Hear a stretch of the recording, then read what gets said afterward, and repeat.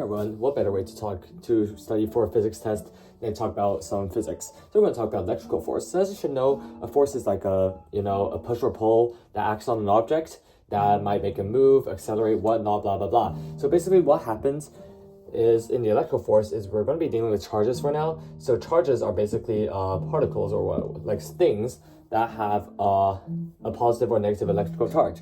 If you know, have you played with magnets before, you should know that if you have two opposite charges, they will attract each other, and you have two charges of the same positive or negative, they will repel each other.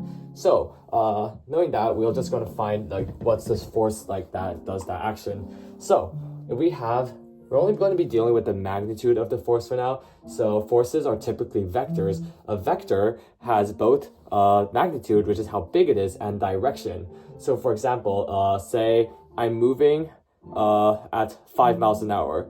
That 5 miles an hour is the magnitude. It's a scalar, we call that. A scalar has no direction. However, if I'm saying I'm moving 5 miles per hour to the left, that's a vector because I have both the speed and I have the direction. So knowing that, we're going to start by just looking at the magnitude.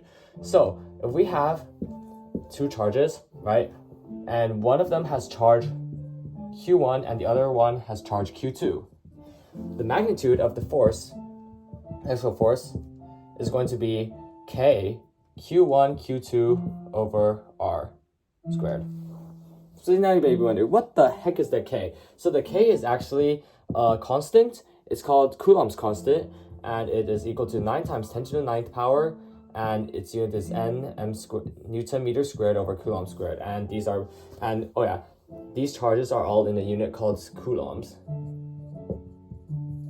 And 1 coulomb is really huge, so we're usually dealing with really, really small portions. So yeah, if we just plug in these charges into this equation, which is called Coulomb's law, we can essentially find the magnitude of any force acting on two charges. And now you may be wondering, we're going to go back to the direction part. What direction? Well, it really depends. So if we have two of these, the direction, and we're considering this charge, it's obviously going to be going towards the negative charge because they attract, right? Whereas if this charge were a positive one, it will go away. So it really depends on like what the signs of these charges are. So yeah, now you know AP Physics 2 stuff. Good job. Congratulations. Bye.